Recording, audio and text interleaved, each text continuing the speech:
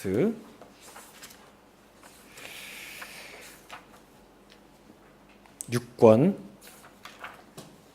육과.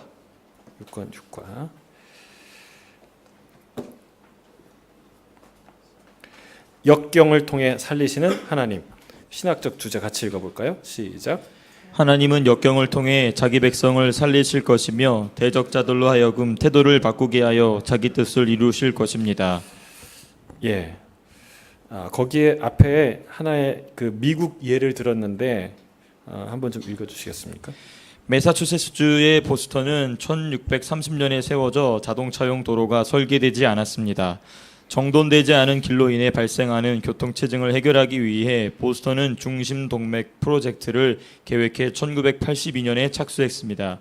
일명 빅딕이라고도 하는 이 공사는 미국 역사상 가장 큰 비용이 든 고속도로 건설 프로젝트였습니다. 프로젝트의 과정은 순탄치 않았습니다. 기준 미달 재료 사용, 설계 결함, 터널 내 누수 발생, 추가 비용 발생, 법적 문제에 이르기까지 많은 난관이 있었습니다. 그러나 도시계획 담당자들은 이 프로젝트를 둘러싼 정치, 사회, 경제적 어려움에도 불구하고 보스턴의 교통 혼잡 해결이라는 주 목적을 이루기 위해 최선을 다했습니다. 그리고 마침내 막대한 비용이 들긴 했지만 프로젝트가 완성되었습니다. 대도시 보스턴의 교통 위기를 타개하기 위한 노력은 가치 있는 무언가를 만들기 위해 일하는 것이 얼마나 힘든 일인지를 잘 보여줍니다. 이런 일들에는 문제나 걸림돌이 자주 발생하기 때문입니다. 네, 그 보스턴의 한 예를 들었는데 서울도 그 버스 전용 차선 이제 정비할 때도 많은 또 문제와 마찰들이 있었고, 우리 인생에는 어떤 중요하고 꼭 필요한 일을 할 때 반드시 어려움과 난관에 부딪히게 되어 있다는 거예요. 예, 보스턴 얼마나 땅값이 많고 또 얼마나 그 또 잘 사는 사람들이 많겠어요. 얼마나 많은 마찰과 충돌이 있겠어요. 그런데 그걸 하지 않으면 보스턴은 더 낡은 도시, 더 퇴보된 도시, 쾌적하지 않은 도시가 되겠죠. 우리 인생에도 하나님께서 그렇게 아주 중요한 변화와 성숙을 위해서 어떤 일을 행하시는데 그것은 난관을 통해서 또 어려움을 통해서 그 일을 이루신다는 거예요. 그래서 오늘 주제는 역경을 통해 살리시는 하나님. 하나님께서 70년 만에 다시 포로된 그 나라에서 돌아올 것이다. 돌아왔는데 돌아오면 하나님이 일사천리로 하나님의 언약을 잘 이루셔야 되는데 일사천리가 아니라 뭐라고 표현해야 되나요? 아무튼 하는 것마다 막히고 시도하는 것마다 그 태클이 들어오는 거예요. 이것을 어떻게 해석해야 되는가? 여러분, 하나님은 그 역경을 통해서 하나님의 일을 이루신다는 사실이에요. 그게 오늘의 레슨이에요.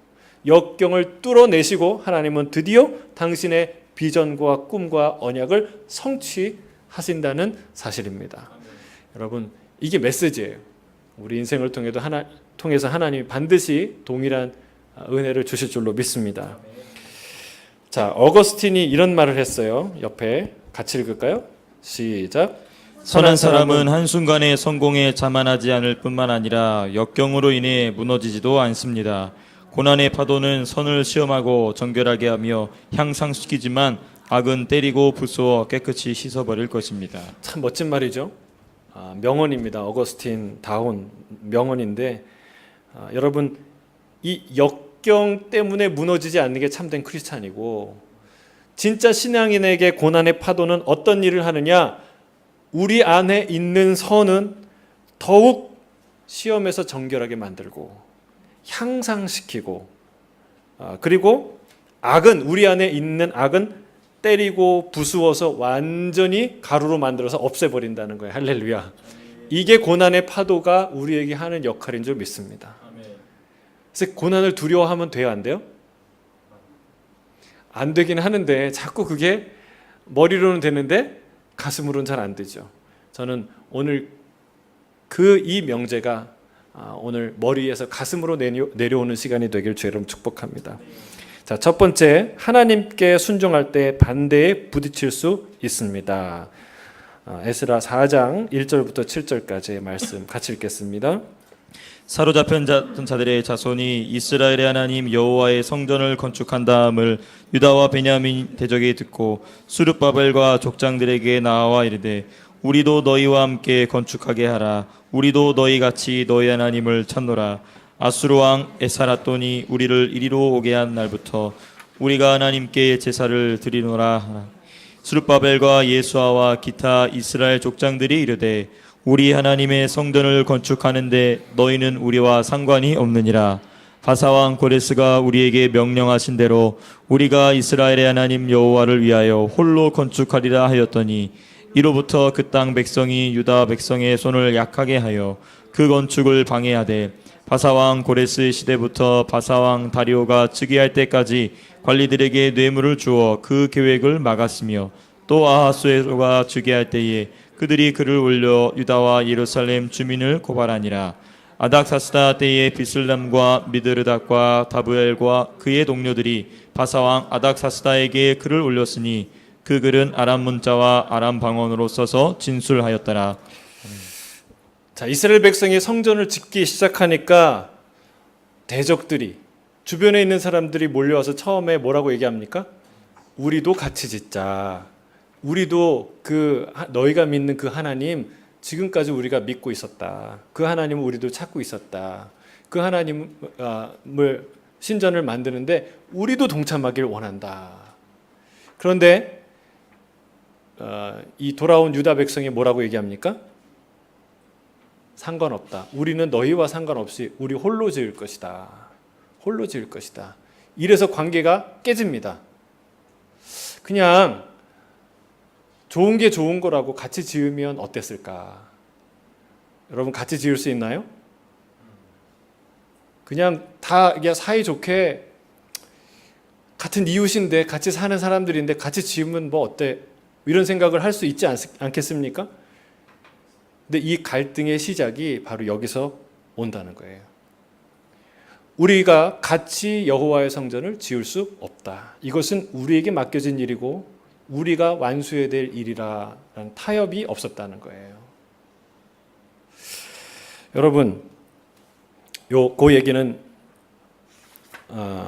좀 뒤에 가서 또 얘기하고요. 자, 어쨌건 그 사람들이 뒤로 돌아서서 대적이 됐습니다. 그들에게 사사건건 하지 말도록 시비를 하고 심지어는 뭐 했습니까?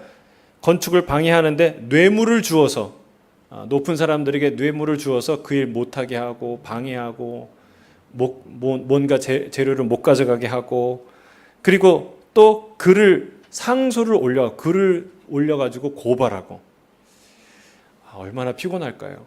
우리 교회에 고발하는 사람이 한 명만 있으면 얼마나 힘들겠습니까? 그렇죠? 뭐 잘못했다, 뭐 했다 고발하는 한 사람만 있어도요 교회가 시끄럽고 어려워요. 근데 얼마나 어려울까요? 참 심란한 상황 가운데 들어가 있죠. 근데 여러분, 하나님이 이스라엘 백성을 하나님의 언약대로 회복을 시키시고 성전을 지으라고 보내셨으면 그게 하나님 뜻이면 순적하게 성전을 지을 수 있어야 되지 않겠습니까? 그렇죠? 그게 상식적인 생각이잖아요. 이게 하나님 뜻이면. 근데 여러분 꼭 기억해야 돼요. 만사가 그렇게 안 된다는 거예요. 여러분, 교회를 세우는 건 하나님 뜻이죠. 그래서 여기 왔는데 교회를 세우는 게 쉽습니까? 어렵죠. 난관에 부딪히는 거예요. 예외 없이 하나님의 명령에 순종했을 때 그 일이 일사천리로 끝까지 잘 풀리는 것은 거의 없어요. 왜 그럴까요? 그럼 한번 예를 들어볼게요. 출애굽은 하나님의 위대한 능력이고 하나님의 어마어마한 프로젝트인데 여러분 쉬웠습니까? 가는 곳마다 난관이 있었어요. 그렇잖아요. 광야로 나왔어요. 드디어 탈출이다, 자유다. 근데 뭐가 있어요? 광야가 있어요. 홍해가 있어요. 이거 우리 죽으라는 말이냐? 여러분, 하나님께서 인도해 주신 놀라운 승리인데도 불구하고 거기에 문제가 있어요. 출애굽 과정이 그랬어요. 아브라함은 어땠습니까? 하나님이 아브라함이 아들을 주세요, 아들을 주세요, 아들을 주세요 이렇게 기도하거나 요구하지 않았어요. 하나님이 찾아오셔서 내가 너한테 후손을 주겠다. 하늘의 뭇별처럼 바다의 모래알처럼 그렇게 내가 어마어마한 후손을 주겠다 약속하셨어요. 하나님이 찾아와서. 그럼 그 다음에 애를 낳나요? 아니에요. 수십 년을 그 나이 든 중에 수십 년을 또 기다려야 됐어요. 여러분 그게 쉬울까요? 어려울까요? 쉬울까요? 어려울까요? 어려워요. 정말 어려운 일이에요. 얼마나 많은 유혹들이 있었겠어요. 결국은 이스마엘을 낳지만 여러분 그만큼 어려운 거예요. 쉬운 일이 아니죠. 또 다윗을 생각해 보세요. 다윗에게 내가 왕이 되게 해달라고 하나님께 기도했습니까? 다윗이? 아니잖아요. 하나님이 찾아오셔서 기름 부어갖고 너 내가 왕을 삼겠다 했는데 그러면 왕이 돼야죠. 골리앗을 때려 눕힐 때까지는 좋았어요. 그 다음부터는 일사천리로 왕이 돼야지요. 근데 그때부터 고난이 시작하죠. 왕으로부터 그 추격을 당하는, 여러분 그냥 한 사람이 나를 쫓아와서 죽이려고 해도 무서울 텐데 3,000명, 4,000명씩 데리고 다니면서 나를 죽이러 쫓아다니는 게 쉽겠습니까? 차라리 그랬을 거예요. 나 왕 안 해도 좋으니까 이런 거 없었으면 좋겠어요. 하나님 왜 나를 그렇게 왕 되게 해야겠다고 그러십니까? 나는 그냥 평범한 그 목동으로 살아도 행복할 거예요. 나 하나님 잘 섬기고 살게요. 얼마든지 그럴 수 있지 않겠습니까? 여러분 그러나 하나님이 왕으로 기름 부으신 것을 이 다윗이 받아들인 거예요. 하나님의 주권과 하나님의 뜻을 받아들이고 하나님의 언약을 확신했던 거예요. 여러분 그게 왕이 되겠다 했는데 왕이 그냥 척 되는 게 아니라는 거예요. 여러분 이스라엘 백성이 가나안을 정복할 때도 마찬가지예요. 가나안을 쩍 들어가니까 야 여기가 너희들한테 준 땅이야. 가서 차지해. 그래서 차지하려고 갔는데 자기보다 더 강력한 사람들이 살고 있는 거예요. 그럴 때 어떤 마음이 들까요? 그럴 때 드는 마음이 뭐라고 그러냐면 배신감.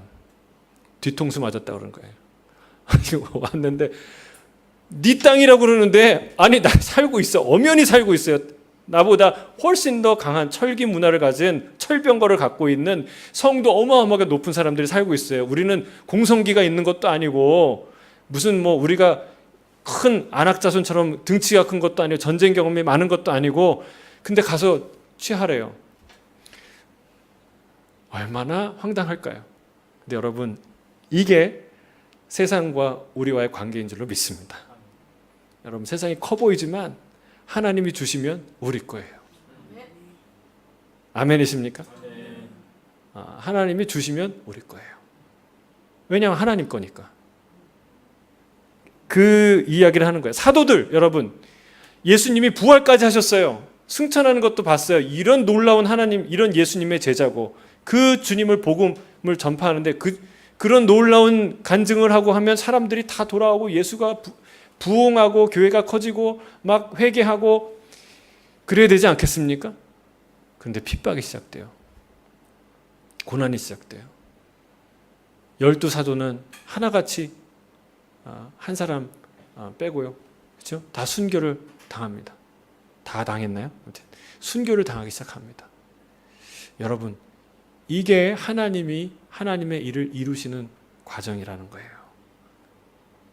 우리가 하나님의 비전을 선포하면서 우리가 아까 또 앞에 이제 예배 공동체의 꿈을 이제 나눴는데 어려움이 있을까요? 없을까요? 반드시 찾아올 거예요.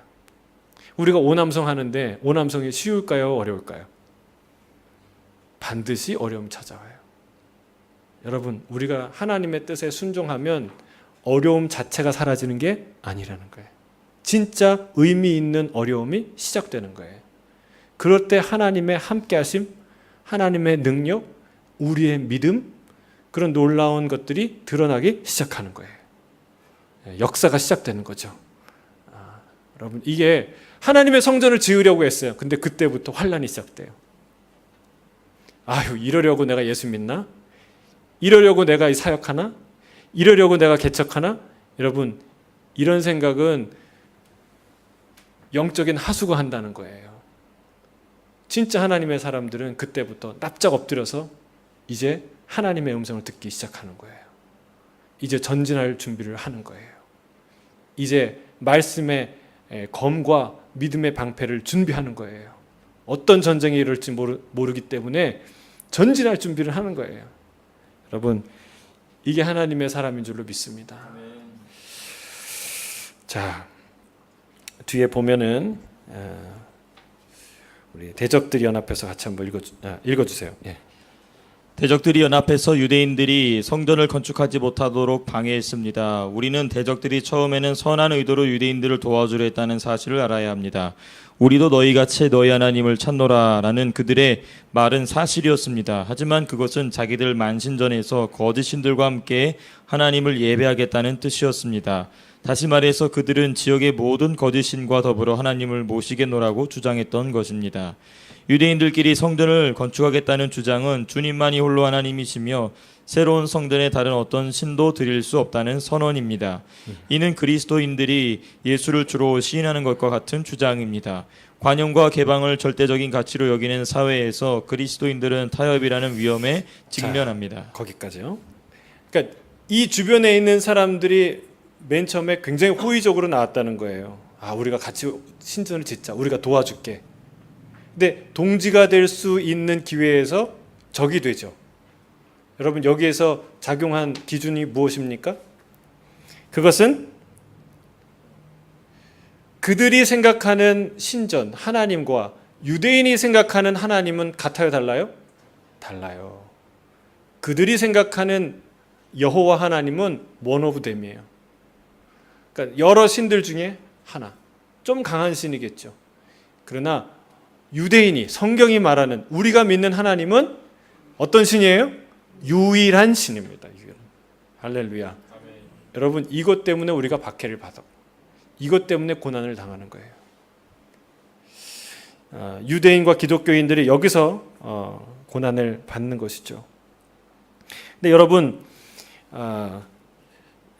예수님을 주로 시인하는 사람들도 마찬가지인 거예요. 사도행전 4장 12절에 뭐라고 말합니까?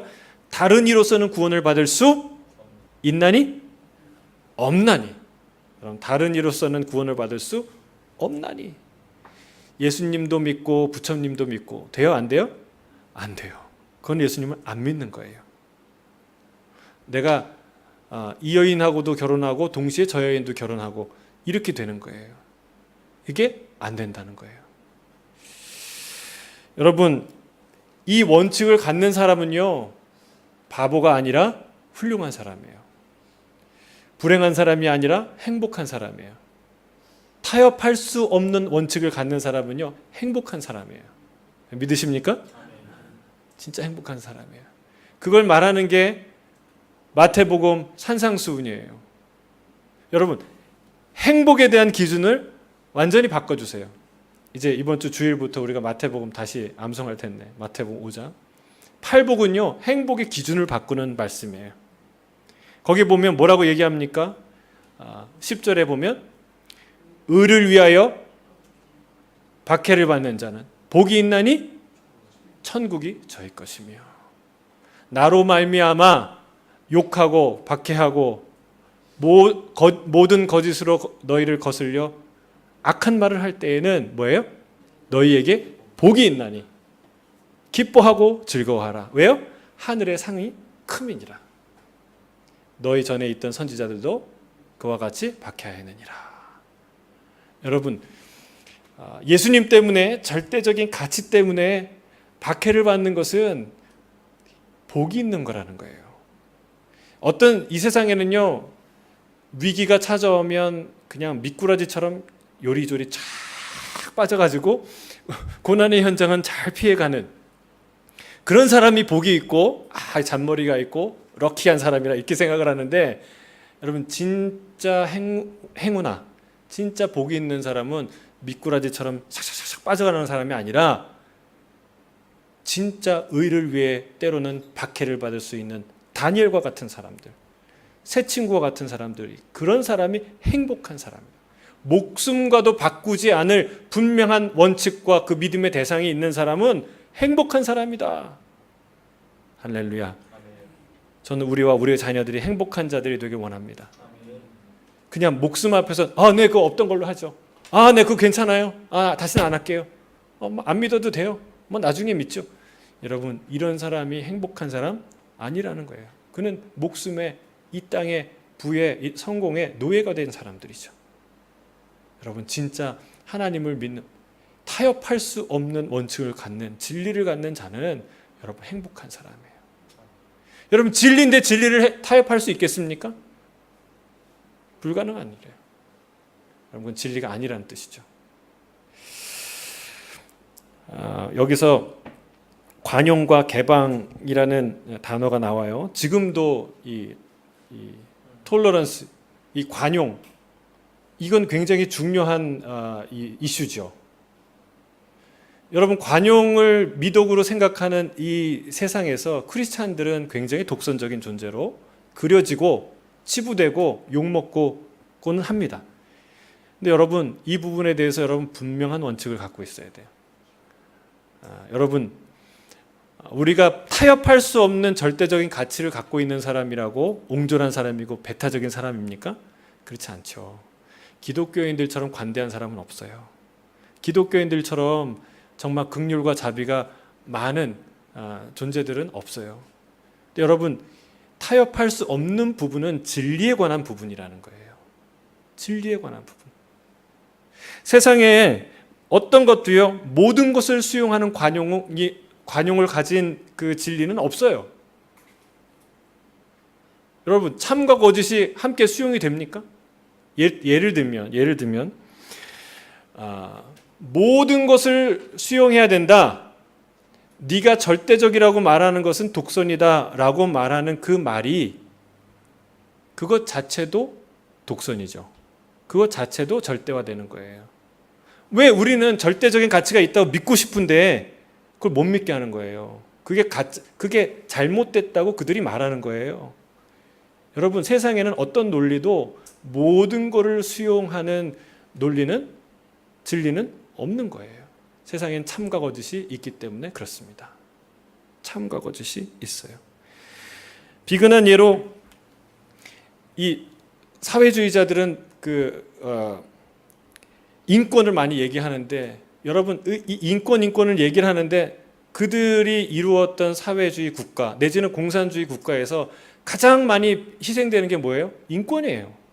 역설적이지 않습니까? 공산화되는 순간에 여러분, 베트남, 중국, 북한, 소련 할 거 없이요, 수백만이 죽었어요. 공산화되는 그 순간에 반동 분자로 몰려서요, 수백만이 그 자리에서 처결돼요. 이게 인간이 만들어내는 명분의 함정이라는 거예요. 세상에는요, 절대적으로 옳은 가치가 있어요, 없어요? 절대적으로 옳은 가치가 있어요. 있다고 얘기하는 거예요. 헷갈리시는 것 같아요. 여러분, 세상에는요, 관용을 얘기하면서 너 잘못됐다, 절대적으로 옳은 예수 그리스도 하나님 그것만 옳다고 믿는 거, 그거 잘못됐다라고 얘기를 해요. 모든 것이 다 선하고 모든 것이 다 아름답다, 이 말을 절대적으로 신봉해요. 여러분, 그렇지 않습니다. 모든 것이 상대적으로 옳다? 그건 아무것도 옳지 않다는 뜻이에요. 세상에 옳은 것이 있어요. 있기 때문에 우리가 옳고 그름을 논하는 거예요.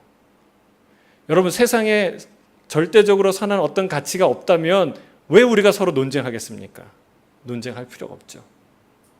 여러분, 우리는 절대적으로 옳은 가치를 붙들고 깨닫고 그것을 전하는 자들이 바로 크리스찬들이라는 거예요. 하나님만이 참신이다라는 것은 참된 진리인 줄로 믿습니다. 타협할 수 없는 진리예요. 그 위에 우리의 모든 신앙과 삶이 세워져 있다는 사실이에요. 그걸 포기하는 순간 그건 그냥 하나의 개념이고 관념이고 종교 신념일 뿐인데 라고 타협하는 순간 우리의 모든 기초는 다 무너지는 거예요. 다 무너지는 거예요. 예를 들면 가정에 대한 정의가 무너지고 있잖아요. 지금 가정이라는 게 한 남자와 한 여자의 결혼을 가정이라고 결합을 가정이라고 얘기하는데, 지금은 남자와 남자가, 여자가 연자가 연합해도 그걸 가정이라고 말하자라고 정의하지 않습니까? 여러분 맞습니까? 이게 무너지면요, 다 무너지는 거예요. 다 무너지는 거예요. 동성애만 합법화됩니까? 뿐만이 아니라 지금 실제적으로 미국에서 소아성애를 정상적인 그 성적 지향으로 인정해달라고 운동하고 있어요. 또는 수간, 또는 일대 다. 이 모든 예전에는 음란이라고 말했던 것들이 그냥 성적 지향으로 내 자기결정권으로 들어와서 다 옳다고 얘기하는 거예요. 여러분, 다 옳으면 옳은 겁니까? 아니에요. 다 옳은 것이 여러 가지 가정이 생기는 게 아니라 가정 자체가 붕괴되는 거예요. 가정의 신성한 그 가정이라는 개념 자체가 무너져 버리는 거예요. 여러분, 사람들이 하나님 없다, 유일한 하나님은 없다, 모든 사람이 그렇게 얘기하면 하나님 없어지는 겁니까? 그렇지 않다. 살아계신 하나님은 지금도 살아계셔서 우리를 다스리시고 우리와 함께 하시는 줄로 믿습니다. 타협할 수 없는 절대 가치가 있다. 여기에 우리의 믿음이 정초한다는 사실이에요. 이것 때문에 핍박을 받는 거예요. 이것 때문에 고통을 받는 거예요. 자, 우리 다음으로 넘어가서 우리 옆에 하나님의 백성은 읽어주세요. 하나님의 백성은 이 세상에서 시련을 겪을 때 두 가지 생각을 붙들어야만 합니다. 첫째, 지금 이 세상은 우리의 진짜 집이 아닙니다. 둘째, 우리는 이 세상에서 화평의 대사입니다. 자, 시련을 뚫고 나가는 사람에게 필요한 두 가지. 하나는 여기가 끝이 아니다. 진짜 우리 집은 천국이다.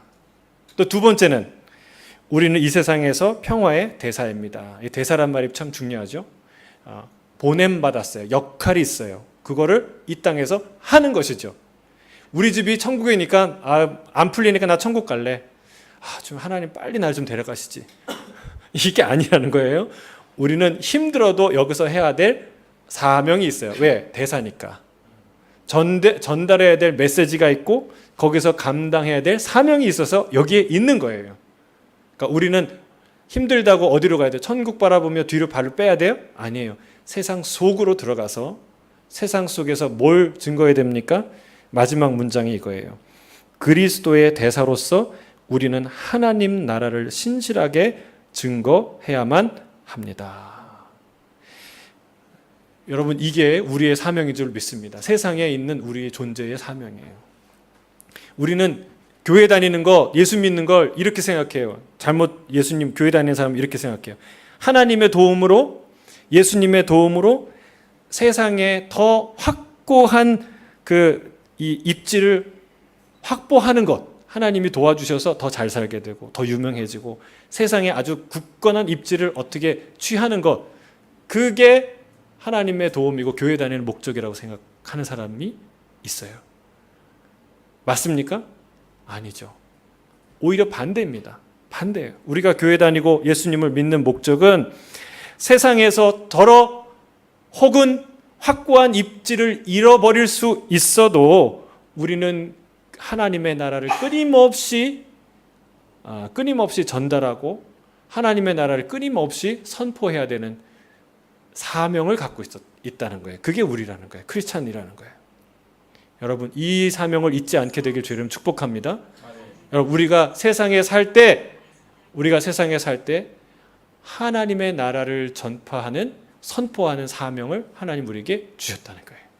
그래서 세상 속으로 들어가야 되는 거예요. 부딪힘이 있어도 가야 된다는 것이죠. 윌리엄 윌버퍼스, 우리가 잘 아는 정치가죠. 같이 읽겠습니다. 시작. 우리의 좌우명은 계속해서 인내여야 합니다. 그리고 나는 전능하신 하나님이 결국 우리 수고의 성공으로 면류관을 씌워주시리라 믿습니다. 인내, 고난을 대하는 우리 성도의 태도는 뭐예요? 인내여야 한다는 거예요. 포기하지 않고 끝까지 달려가는 태도. 사도행전 20장 24절 내가 달려갈 길과 주 예수께 받은 사명 곧 하나님의 은혜의 복음을 증언하는 일을 마치려 하면은 나의 생명조차 조금도 귀한 것으로 여기지 아니하노라. 이 마음을 붙들고 우리가 그 길을 달려가는 성도들 되길 주의 이름 축복합니다. 자, 첫 번째는 하나님의 사명을 감당할 때 고난이 찾아온다. 두 번째, 대적의 말을 듣지 않고 하나님의 말씀을 들으십시오. 우리 에스라 5장 1절부터 5절 읽겠습니다. 시작. 선지자들 곧 선지자 학개와 이또의 손자 스가랴가 이스라엘의 하나님의 이름으로 유다와 예루살렘에 거주하는 유다 사람들에게 예언하더니 이에 스알디엘의 아들 수르바벨과 요사닥의 아들 예수아가 일어나 예루살렘에 있던 하나님의 성전을 다시 건축하기 시작하매 하나님의 선자들이 함께 있어 그들을 돕더니 그때에 유브라데강 건너편 총독 닷네와 스달보스네와 그들의 동관들이 다 나와 그들에게 이르되 누가 너희에게 명령하여 이 성전을 건축하고 이 성곽을 마치게 하였느냐 하기로 우리가 이 건축하는 자의 이름을 아뢰었으나 하나님이 유다 장로들을 돌보셨으므로 그들이 등이 공사를 막지 못하고 이 일을 다리오에게 아뢰고 그 답장이 오기를 기다렸더라. 선지자 두 사람이 일어나서 선포합니다. 학개와 스가랴죠. 특히 학개 1장 3절 학개의 첫 번째 일성이 뭔지 아세요? 이 성전이 황폐되었거늘 너희가 이때 판벽한 집에 사는 것이 옳으냐? 하나님의 성전은 이렇게 무너져 있는데 아직까지 세워지지 않았는데 너는 좋은 집에 사는 것이 너 혼자만 좋은 집에 사는 것이 옳으냐? 이게 이제 학개 선지자의 첫 번째 일성이에요. 여러분 자이든 타이든 그 공사를 더 할 수 없게 되었어요. 무려 16년이죠. 16년이나 중단되었어요. 그 중단되는 사이에 어떤 일이 있었느냐? 사람들의 관심이 하나님의 성전을 짓겠다라는 곳에서 어디로 옮겨가요? 나 먹고 사는 거, 잘 먹고 사는 게 중요하지. 이렇게 자기의 개인의 삶으로 이렇게 관심이 옮겨갔다는 사실이에요. 여러분, 먹고 사는 게 중요할까요? 안 중요할까요? 중요하죠. 매우 중요하죠. 저는 여러분이 잘 먹고 사시길 주의 이름 축복합니다. 하나님이 주신 축복이고 하나님이 그걸 공급하시는 걸 기뻐하세요. 그걸 죄악시 여기는 게 아니죠. 그러나 우리가 관심 자체가 내 삶에 주목하다가 보면 영적인 관심, 하나님 나라에 대한 관심, 이 관심을 잃어갈 수 있다는 거예요. 그 영적인 관심, 하늘나라에 대한 관심을 잃어버리는 것을 뭐라고 얘기합니까? 그것을 개인주의의 삶, 개인주의적인 삶이라고 말하죠. 개인의 삶은 매우 가치 있는 것이지만 개인주의적인 태도는 매우 위험한 태도라는 거예요. 그래서 우리의 영적 관심이 어디에 있는지 우리가 돌아봐야 될 줄로 믿습니다. 하나님의 나라가 회복되는데 우리의 관심이 있어야 돼요? 없어야 돼요? 있어야 돼요. 여러분, 내 코가 석자인데 물론 그 삶이 굉장히 중요해요. 책임 있는 생활인으로 살아야 돼요. 그러나 그 이상의 가치를 향해서 달려가는 게 크리스찬이다. 하나님의 나라 백성이다 라는 거예요. 사실은 그것 때문에 우리가 더 생활을 잘할 수가 있어요. 그것 때문에 우리가 더 옳게 살고 그것 때문에 더 많은 축복을 누리는 것이 하나님의 백성이다라는 사실입니다. 우리의 관심을 개개인의 행복에서 하나님의 나라를 향한 관심으로 날마다 옮겨가는 저와 여러분 되길 주의 이름으로 축복합니다. 그때 필요한 게 뭐냐? 하나님의 음성을 꾸준히 들어야 된다는 거예요. 세상의 음성 할 수 없어. 그거는 네가 할 수 없는 일이야. 계속 할 수 없는 일이야. 하면 큰일 나는 일이야. 이 세상의 음성, 사람들의 음성에 귀 기울이는 게 아니라 누구의 음성? 하나님의 음성. 이 하나님의 음성에 귀 기울여야 돼. 우리의 인생의 기준점이 하나님의 말씀이 되어야 한다는 것이죠. 그래서 여기 핵심 교리에 보면 성경의 무호성에 대해서 나옵니다. 한번 같이 읽겠습니다. 시작. 성경의 무호성이란 성경의 모든 가르침이 전적으로 진실하며 어떤 오류도 없음을 믿는 것을 가리킵니다. 성경의 무호성은 성경 저자들이 인간 관찰자로서 관찰한 기록과 어림수들, 특이한 문법 구조나 특정한 사건에 관한 다양한 시각을 성경 본문에 넣었을 가능성을 배제하지 않습니다. 하지만 성경은 구원의 확실한 안내서이며 성경이 전하는 것은 모두 진리임을 믿습니다. 성경의 무호성을 믿습니까? 우리가 이거를 믿지 않으면 여러분 우리의 믿음이 설 수가 없어요. 예수님 자체가 이 말씀을 하셨어요. 성경의 1.1획도 다 버리지 않고 완성될 것이다. 하나님께서 말씀하셨어요. 모든 성경은 하나님의 감동으로 된 것으로. 하나님께서 성경은 하나님께서 주신 하나님의 말씀이라는 것을 우리에게 명확하게 제시하고 있어요. 물론 이사야는 이사야의 감성과 또 지성과 모든 경험을 쏟아내서 그의 작품으로 썼죠. 기계적으로 막 하늘에서 들려와 갖고 그냥 쓰기만 대필한 것 아니죠. 그렇죠? 베드로는 베드로의 고백, 베드로의 삶, 베드로라는 존재 안에서 나온 그 서신이죠. 그러나 하나님이 그 영감을 주셨다는 거예요. 그 모든 것을 통해서 정확하게 우리에게 하나님의 말씀을 전달하고 계시다는 사실입니다. 그래서 이게 서구의 그 성서 비평학이 발전되면서 성서 비평학이 성경이 얼마나 신뢰할 수 있는 성경인지, 성경의 본문의 의도가 무엇인지, 역사적 배경이 무엇인지 이런 것을 이해하는 데 참 많이 도움이 됐어요. 그러나 기본적으로 이 성경을, 이 바이블을 대하는 서양과 동양의 접근이 좀 달라요. 사상의 그 동양과 서양이 어떤 사상을 대하는 태도가 다른데, 서양은요 자꾸 쪼개려고 그러고 분석하려고 그러고 칼로 잘라서 해부학적으로 접근을 해요. 근데 동양은 정반대예요. 동양은 해부학이 발달되지 않잖아요. 그냥 맥을 이렇게 잡고 거기다 침 놓고 한약을 먹이고 그렇게 살리잖아요. 그러니까 이 어떤 정신과 사상을 접근하는데도 굉장히 그래요. 그러니까 우리가 학문을 하는 것은요, 서양 방식은 자꾸 분석하고 쪼개고 막 이렇게 공부를 하는데, 서양은 어떻게 해요? 천자문을 어떻게 배워요? 그냥 외우면서. 그리고 동양의 어떤 종교도 경이에요, 경. 그냥 여기서 나를 가르치고 말하는 거지, 내가 여기를 분석하고 쪼개고 이거는 가짜야, 이건 뻥이야, 이거는 누가 이렇게 얘기했는데 잘못 쓴 거야, 삽입한 거야, 이렇게 말하지 않는다는 거예요. 그러니까 우리가 성경을 대하는 태도는 동양적인 태도를 가져야 맞아요.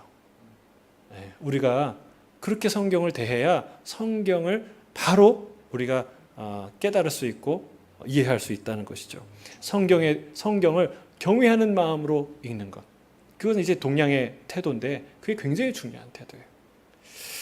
이 성경의 무오함을 우리가 믿고 성경을 날마다 읽고 암송하고 선포하기를 주의 이름 축복합니다.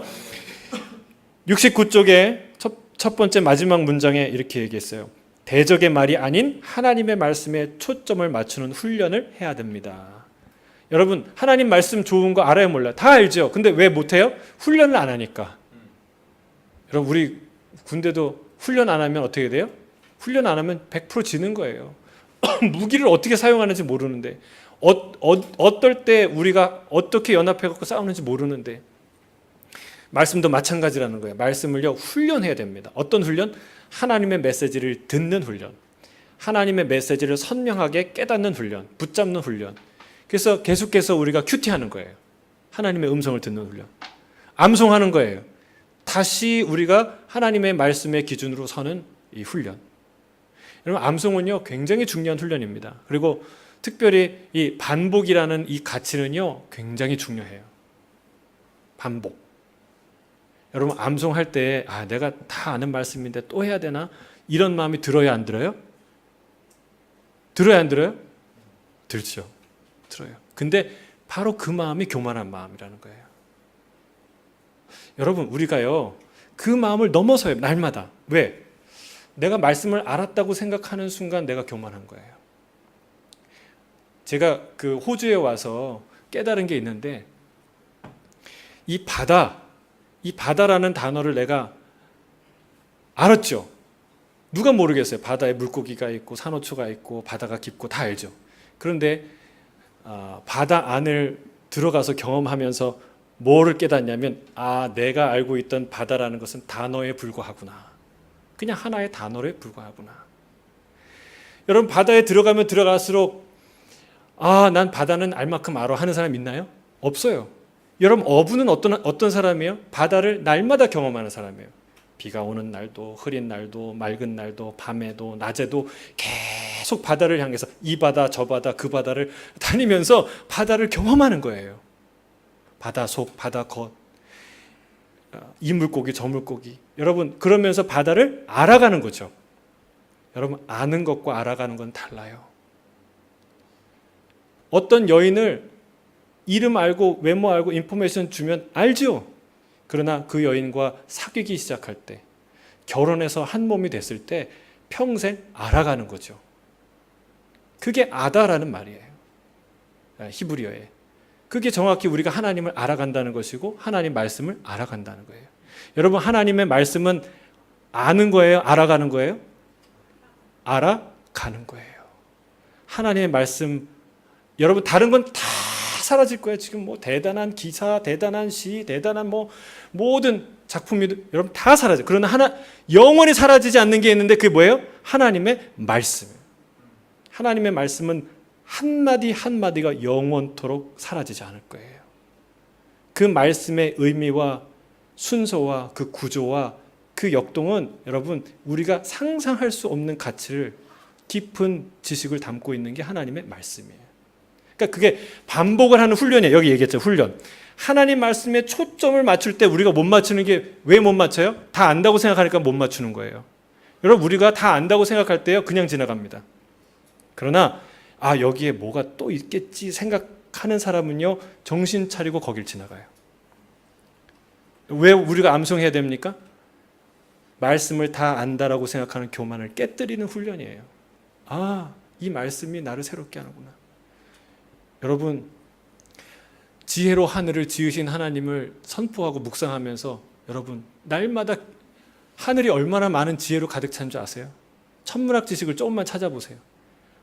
놀라운 지혜가 아니면 이 하늘을 만들 수가 없어요. 우리 보통 사람의 상식과 이 생각으로는 계산할 수 없는 놀라운 지혜가 저 하늘에 복잡하게 얽혀 있어요. 여러분 하나님의 말씀 하나하나는요 우리가 그렇게 훈련해야 돼요. 잡아야 돼요. 그래서 이 말씀 대적의 말이 아닌 하나님의 말씀을 듣고 거기에 귀 기울이고 그 말씀을 붙잡는 훈련이 우리에게 필요하다는 사실입니다. 그 말씀을 꼭 붙는, 그걸 하나님 말씀이 좋은 건 몰라서 못 잡는 게 아니라는 거예요. 훈련이 안 돼서 못 잡는 거예요. 우리가 하나님 말씀에 정확하게 포커싱하고 그 말씀을 붙잡는 훈련을 해야 될 줄로 믿습니다. 자, 이제 시간이 많이 갔는데요. 3번. 자, 마음을 바꾸게 하신 하나님을 찬양하십시오. 에스라 6장 13절에서 22절 함께 읽겠습니다. 시작. 다리오 왕의 조서가 내림에 유브라데강 건너편 총독 다뜨네와 스달보스네와 그들의 동관들이 신속히 준행하니라. 유다 사람의 장로들이 선지자 학계와 이또의 손자 스가랴의 권면을 따랐으므로 성전 건축하는 일이 형통한지라. 이스라엘 하나님의 명령과 바사왕 고레스와 다리오와 아닥사스다의 조서를 따라 성전을 건축하며 일을 끝내되 다리오 왕 제6년 아달월 3일에 성전 일을 끝내니라. 이스라엘 자손과 제사장들과 레위 사람들과 기타 사로잡혔던 자의 자손이 즐거이 하나님의 성전 봉헌식을 행하니 하나님의 성전 봉헌식을 행할 때에 수소 100마리와 순유 어린 양 400마리를 드리고 또 이스라엘 지파 수를 따라 수렴소 12마리와 이스라엘 전체를 위하여 속죄제를 드리고 제사장을 그 분반대로 레위 사람을 그 순차대로 세워 예루살렘에서 하나님을 섬기게 하되 모세의 책에 기록된 대로 하게 하니라.